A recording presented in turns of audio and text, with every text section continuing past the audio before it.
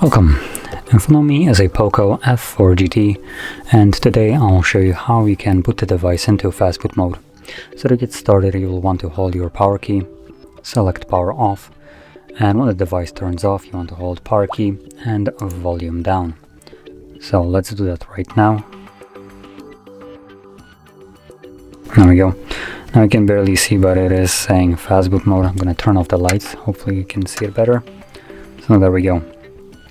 So that is how you boot into Fastboot mode, and to leave it, all you need to do is hold power key till the actual Fastboot mode disappears from the screen. So let's give it a second of holding. There we go, it disappears. And it looks like the phone turns on automatically. And as you can see, we are now back in Android.